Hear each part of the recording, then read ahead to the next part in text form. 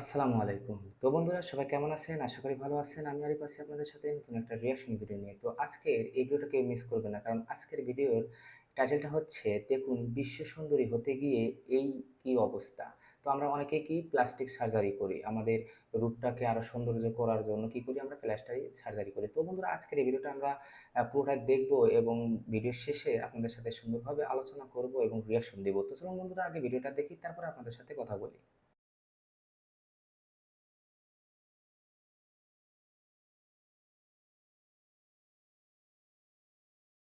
বন্ধুরা, বিশ্ব সুন্দরীদের আসল চেহারা দেখলে আপনি বিশ্বাসই করতে পারবেন না। বিশ্ব তাদের সুন্দরীদের মেকআপের চেহারা আগে দেখলে এবং আসলেই পরের ছবি বিশ্বাস করা দেখলে যাবে না। আপনারা হয়তো কোনোভাবে মানতে চাইবেন না।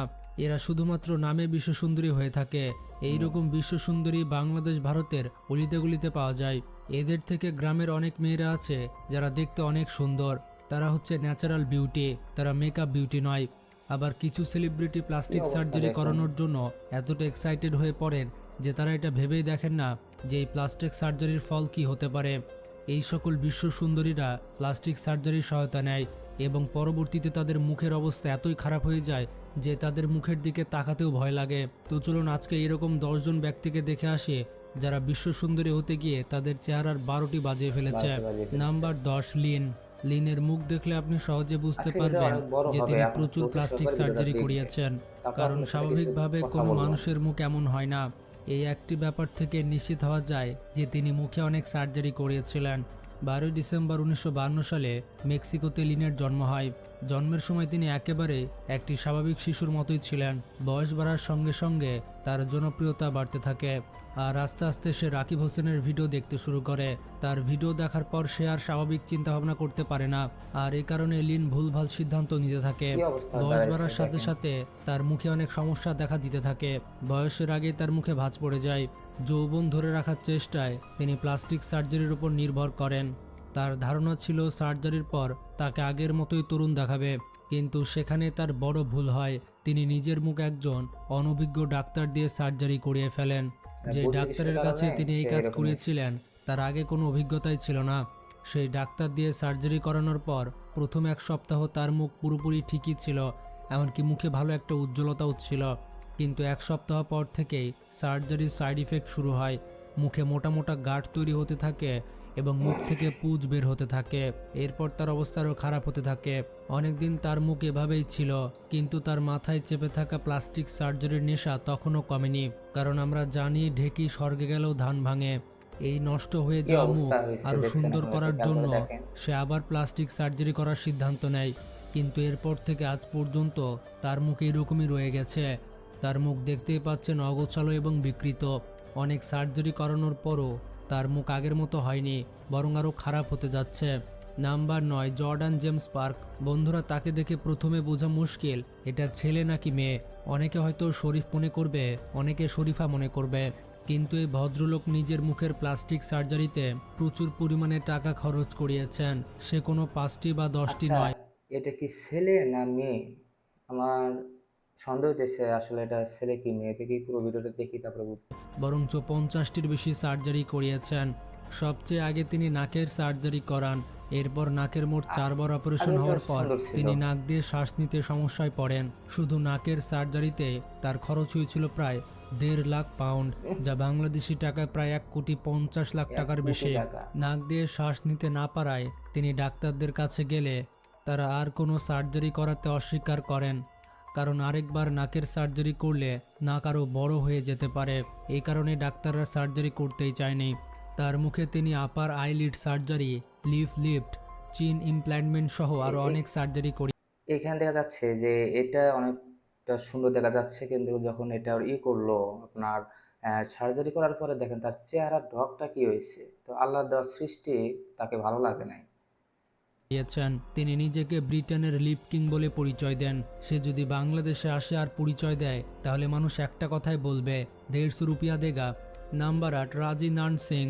রাজি নান কি সিংহ অবস্থা। মায়ামির একজন ট্রান্সজেন্ডার নারী। নিজের ফিচার আরও সুন্দর করতে এবং নিজের নারী পরিচয় পুরোপুরি গ্রহণ করতে তিনি কসমেটিক ট্রিটমেন্ট খুঁজছিলেন। সস্তা এবং দ্রুত ফল পাওয়ার লোভে তিনি এক অনলাইন এক্সপার্টের কাছে ট্রিটমেন্ট করানোর সিদ্ধান্ত নেন।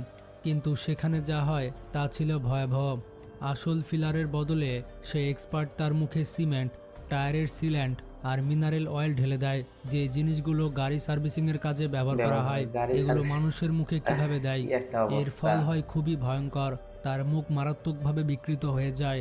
এতে তিনি নানা শারীরিক যন্ত্রণায় এবং মানসিকভাবে ভেঙে পড়েন, আত্মবিশ্বাস হারান, সমাজের উপহাস সহ্য করতে হয়, প্রতিদিন নতুন নতুন মানসিক চাপের মুখোমুখি হতে হয়। পরে বর্চের রিয়েলিটি শোতে তিনি নতুন সুযোগ পান। সেখানে বড় সার্জনরা তার সাহায্য করে এবং মুখ থেকে সেই ক্ষতিকর পদার্থগুলো অপসারণ করে। তাই ভাইয়েরা এবং বোনেরা, সস্তা এবং অবৈধ কসমেটিক ট্রিটমেন্ট কখনোই বিশ্বাস করা উচিত নয়, কারণ অবশ্যই এগুলো আপনার পুরো জীবন নষ্ট করে নষ্ট দিতে করে পারে। দিতে পারে। Number 7, Pixie Fox. পিক্সি ফক্সকে দেখলে মনে হবে যেন তিনি একদম পুতুলের মতো। নিজেকে পুতুলের মতো বানাতে তিনি শরীরের ওপর অনেক সার্জারি ছি, করিয়েছেন, ছি। যেমন এ, তার বডিটা যে করছে এবং কোমরটা একদম চিকন করছে, সে বিশ্রী লাগতেছে তাকে দেখতে। সে নারীর নামে কি বলবো, তার কোমর খুবই সরু দেখায়। কিভাবে এই শুরু দেখা সরু যাচ্ছে। কোমর পেতে তিনি নিজের 6টি পাঁজরের হাড় সরিয়ে ফেলেছেন। এর ফলে তার কোমর আরও বাঁকানো এবং একেবারে চিকন হয়ে যায়। এছাড়া তিনি চোখের সার্জারি ও ব্রেস্ট ইমপ্লিমেন্ট করিয়েছেন। চোখের সার্জারিটি তিনি ভারতে করিয়েছিলেন। সেখানে তাকে দেখতে মানুষের ভিড় লেগে যায়। Number 6, Jessica Alves. জেসিকা অ্যালভিসের সঙ্গে প্লাস্টিক সার্জারির সম্পর্ক খুবই গভীর, কারণ তিনি শুধু মুখেই নয়, পুরো শরীরে সার্জারি করিয়েছেন। শুরুর পুরো দিকে সে শরীরে একজন সার্জারি ছেলে করছে। ছিলেন। 17 বছর বয়সে তার বুকে স্বাভাবিকের সে ছেলের থেকে মেয়ে কনভার্ট হয়েছে। চেয়ে বেশি মাংসপিণ্ড দেখা দেয়। তখন তিনি সেটার সার্জারি করে ঠিক করেন। এরপর থেকে তার শরীরে সার্জারি করানোর পথ শুরু হয়। প্রথমে তিনি মুখে অনেক সার্জারি করতে থাকেন। পরে একসময় তিনি নিজের পরিচয় বদলানোর সিদ্ধান্ত নেন এবং নিজেকে একজন নারী হিসেবে গড়ে তোলা শুরু করেন। এরপর ডাক্তাররা নারী তার হিসেবে কিভাবে সার্জারি করে তৈরি তার করবে সম্পূর্ণ শালা। জেন্ডারই পরিবর্তন করে দেয়। না থাকবে বাস, না বাজবে বাঁশি। এই কারণে তিনি আজ ইন্টারনেটে জেসিকা অ্যালভিস নামে পরিচিত। Number 5, Hang Mioko. এটার বন্ধুরা, অবস্থা আরো হ্যাং মিওকো কঠিন। মুখে প্লাস্টিক সার্জারি করানোর আগে এই দেখেন, একজন জনপ্রিয় গায়িকা আমি এবং একটু সফল মডেল ছিলেন। তিনি অস্ট্রেলিয়ায় পড়াশোনা দেখেন কত সুন্দর একটা চেহারা ছিল, কিন্তু সার্জারি করার পরে চেহারাটা করতেন কি ধক্কা এবং কি হয়েছে। সেখান থেকে তার মডেলিং এবং সিঙ্গিং ক্যারিয়ার শুরু হয়। কত সুন্দর তবে তিনি চেহারা ছিল। আসলে জাপানের বাসিন্দা। অস্ট্রেলিয়ায় জনপ্রিয় হওয়ার পর তিনি মুখ আরও বড় করার জন্য প্লাস্টিক সার্জারি করানোর মানে কথা আল্লাহর ভাবেন। দেওয়া জিনিস তার তাদের মনে পছন্দ হতো হয় না। তার মুখ খুবই ছোট, তাই সিলিকন ইনজেকশন দিয়ে মুখ আরও বড় করতে চান। তিনি একজন স্পেশালিস্ট ডাক্তারের এই দেখেন কি একটা অবস্থা হয়েছে। কাছে গেলে ডাক্তারে ইনজেকশন দিতে অস্বীকার করেন। কি একটা তখন তিনি অবস্থা। একটি ছোট হাসপাতালে যান এবং সেখানে থাকা ডাক্তারকে অনুরোধ করেন মুখে ইনজেকশন দেওয়ার জন্য। সেই ডাক্তার রাজি হয় এবং তিনি হ্যাং মিয়াকুর মুখে সিলিকনের পাশাপাশি কুকিং অয়েলও ইনজেক্ট করে দেন। ইনজেকশন নেওয়ার পর তার মুখ আগের তুলনায় আরও বড় বড় দেখতে হয়ে শুরু গেছে। হয়। এটা দেখে তিনি আরও খুশি হয়ে আগে যান, চেহারা কত কিন্তু সুন্দর কয়েক ছিল। মাস পর তার মুখে ফোলাভাব শুরু হয়। প্রতিদিন তার মুখ আরও বড় হয়ে যেতে থাকে। তিনি দ্রুতই সেই একই ডাক্তারের কাছে যান, কিন্তু ডাক্তার তার মুখ দেখে এতটাই অবাক হন যে কিছুই বুঝতে পারেন না। ধীরে ধীরে তার মুখ এতটাই নষ্ট হয়ে যায় যে তার সিঙ্গিং এবং মডেলিং ক্যারিয়ার পুরোপুরি ধ্বংস হয়ে যায়। এরপর যখন তিনি এই বিকৃত মুখ নিয়ে জাপানে ফিরে আসেন, তার মা বাবা পর্যন্ত তাকে চিনতে পারেনি। নিজের মুখ স্বাভাবিক আরও ব্যাপার, সুন্দর চিনতে পারবে করার না। চেষ্টায় তিনি ভুল সার্জারি করিয়েছিলেন। ফলাফল হলো সম্পূর্ণ বিপর্যয়। বর্তমানে তিনি জীবিকা চালানোর জন্য একটি সুপারমার্কেটে চাকরি করেন। Number 4, Jocelyn ওয়াল্ডেনস্টাইন।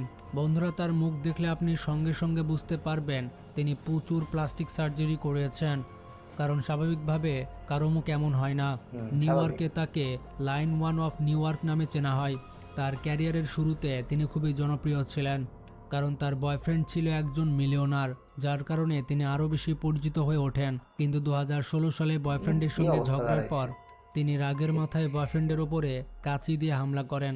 এরপর তার বয়ফ্রেন্ড তাকে ছেড়ে দেন। এই ঘটনার পর থেকে তার ক্যারিয়ারে পতন শুরু হয়। তিনি এই অনেক দেখেন, এখানে তার আগে যে চেহারাটা ছিল, কত সুন্দর একটা চেহারা ছিল, অনেক বিউটি একটা চেহারা।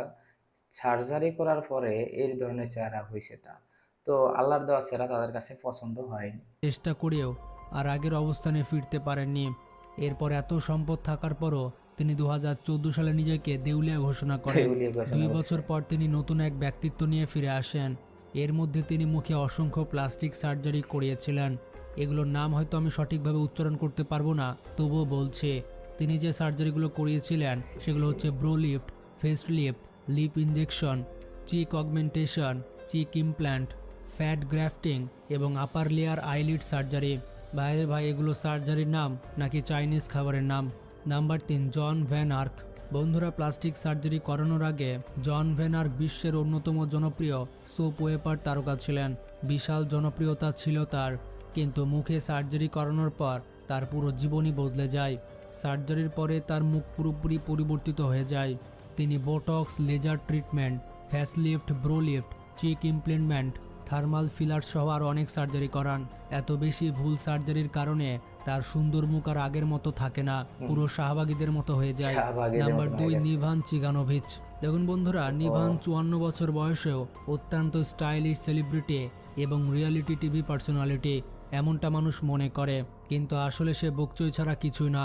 তার মুখ ও শরীর দেখে কেউ মনে করবে না যে তার বয়স 54 বছর, বরঞ্চ মনে করবে 80 বছর। 80 কারণ বছর। নিজেকে তরুণ দেখাতে সে মুখ ও শরীরে অসংখ্য সার্জারি সার্জারি করিয়েছে। করেছে। সে নাকের সার্জারি 3 বার করায়, আর তৃতীয়বার সার্জারি করায় ইরানে। কিন্তু অপারেশনের সময় তার মুখে গুরুতর ইনফেকশন হয়। অবস্থা এতটাই খারাপ হয়ে যায় যে সেদিনে তাকে দ্রুত দেশে ফিরতে হয়। নাম্বার 1, ডোনাটেলা ভার্চাসে। আপনারা সোশ্যাল মিডিয়াতে এই মহিলাকে অবশ্যই দেখেছেন, না দেখে থাকলে আরও ভালো। ইনস্টাগ্রামে তার মিলিয়ন মিলিয়ন ফলোয়ার রয়েছে, আর তার নিজের বিখ্যাত ছি, কি বলবো, যে তার চেহারার যে আকৃতি জানোয়ারের মতন দেখা যাইতেছে।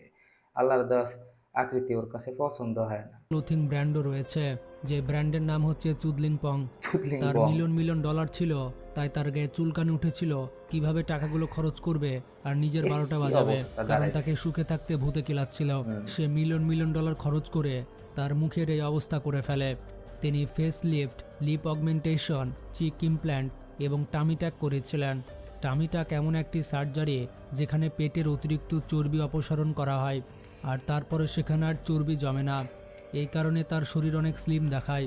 ভাইরে ভাই, তার চেহারা দেখে আমি রীতিমতো ভয় পেয়ে গিয়েছিলাম, কিন্তু তার চেহারার সাথে কার চেহারার যেন মিল লাগছে, আমি মনে করতে পারছি না। তো বন্ধুরা দেখুন, মানে ইসলামের দৃষ্টিতে তো আপনার সার্জারি করা একদম হারাম। এটা ইসলাম কখনো দেয় না, সম্মতি দেয় না। আর বিশেষ করে বাংলাদেশে কিন্তু কিছু কিছু সেলিব্রিটি আছে, তারা মুখের ফেস, প্রায় নায়িকাগুলাই মুখের ফেস চেঞ্জ করে নিচ্ছে শুধুমাত্র প্লাস্টিক সার্জারি করে। তো আপনাদের কাছে একটা কথা, সেটা হলো কি, আল্লাহ দেওয়া যে মুখের ফেস বা মুখের সৌন্দর্যটা, এটা তাদের কাছে পছন্দ হয় না। তারা কি করে, বিভিন্ন ধরনের আকৃতি দেয় শুধুমাত্র প্লাস্টিক সার্জারি করে। আপনি দেখবেন এখানে যে এতগুলা আমরা ছবি দেখলাম, বা যে মেয়েগুলা প্লাস্টিক সার্জারি করছিল, কিন্তু তাদের আগের চেহারাগুলো দেখবেন অনেক সুন্দর, অনেক অনেক সুন্দর, অনেক সুন্দর চেহারা ছিল, কিন্তু যখনই প্লাস্টিক সার্জারি করছে তখনই তাদের চেহারা বিকৃতি ঘটে গেছে। তো অবশ্যই যেরকম ইসলামে যে জিনিসগুলো নিষেধ করছে, আসলেই মানুষের মঙ্গলের জন্য নিষেধ করছে। আর যেটা আহ, করতে বলছে সেটা তো মানুষের অবশ্যই ভালোর জন্য সেটাই করতে বলছে। কিন্তু প্লাস্টিক সার্জারি ইসলামের দৃষ্টিতে একদম হারাম, হারাম, হারাম। সেটা কখনোই ইসলাম সম্মতি দেয় না। তো বন্ধুরা, আজকের এই ভিডিওটা আপনাদের কাছে কেমন লাগলো? ভিডিও যদি ভালো লেগে থাকে অবশ্যই ভিডিওতে একটা লাইক দিবেন, আর এরকম নতুন নতুন রিয়াকশন ভিডিও পেতে অবশ্যই চ্যানেলটি সাবস্ক্রাইব করবেন। তো আজকের মতো আমি এখানে বিদায় নিচ্ছি। সবাই ভালো থাকবেন, সুস্থ থাকবেন। আল্লাহ